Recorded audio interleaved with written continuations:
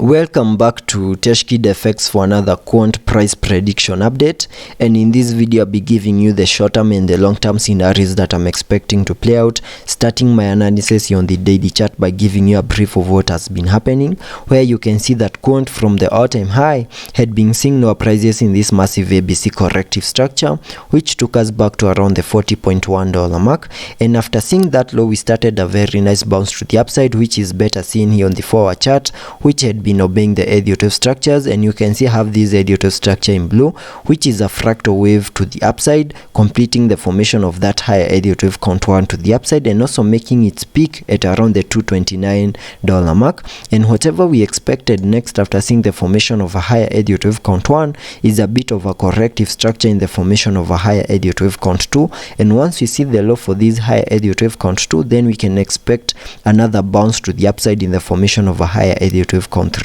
to the upside. And getting to the short-term scenarios that I'm expecting to play out basing on the formation of this higher Elliot wave count 2, which is a corrective wave, and because of its corrective nature I also expect to see an ABC corrective structure in the formation of this second wave. And there are two ways we can have that ABC corrective structure here on the quant chart, and the very first way is what is going to give me the very first short-term scenarios that could be playing out here on the quant chart, where we can term these as the wave A,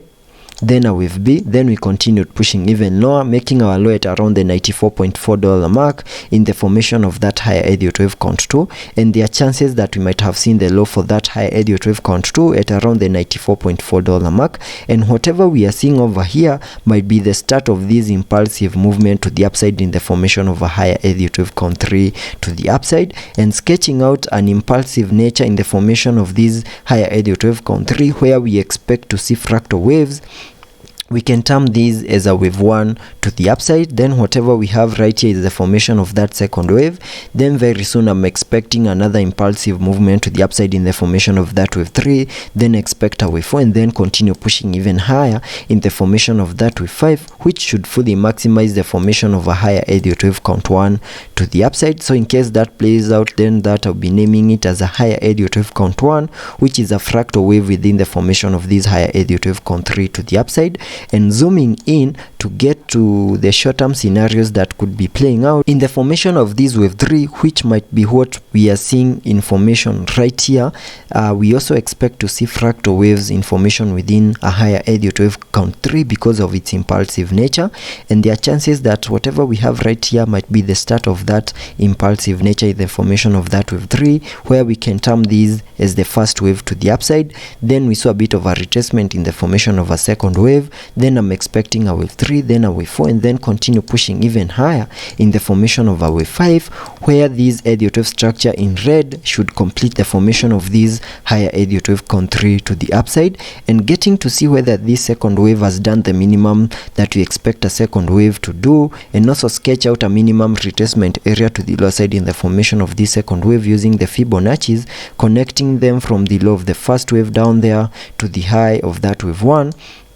That gives me a minimum retracement area between the fib level 0.5 and the fib level 0.618, which perfectly lies between the 110 and the $108 mark, and that is the minimum retracement area to the lower side in the formation of this second wave. And once we fully maximize that target area, then we can expect another impulsive movement to the upside in the formation of that wave 3, and there are chances that we might have seen the low for this second wave, because you can see we have come down into this target area. So soon we can expect that impulsive movement to the upside in the formation of this wave 3, and in that movement to the upside we also need to manage to break above the key area of resistance at around the $110.9 mark, and once that happens, then we can expect a retest of that key area of resistance, and once the retest is in and a success, then we can continue pushing higher, and the moment we manage to break above the wave 1 high at around the $118.3 mark, then that could be confirming the formation of this wave 3 to the upside.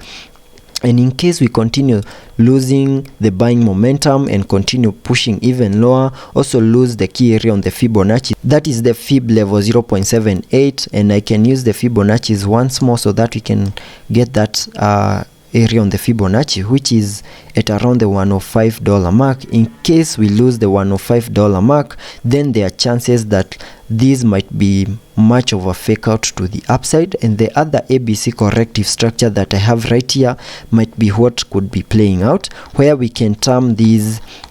movement to the lower side as a massive wave A to the lower side. So I can have that ABC corrective structure, having that as the wave A, then this is the wave B, then soon I'm expecting another low in the formation of that wave C to the lower side, and that is what should fully maximize the formation of that higher Elliott wave count 2 and give us a new low below the low that we have at around the $94.4 mark. So that is the other possible scenario that could be playing out, and for that to happen,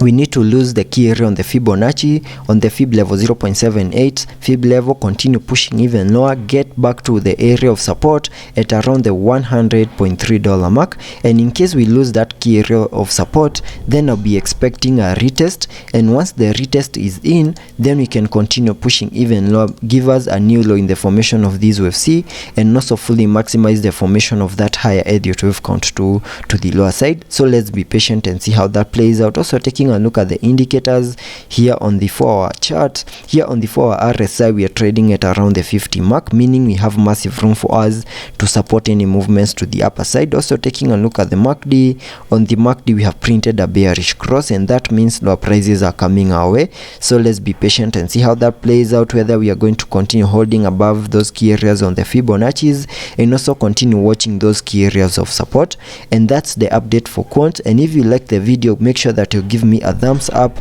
subscribe to the channel, and also check out the channel membership.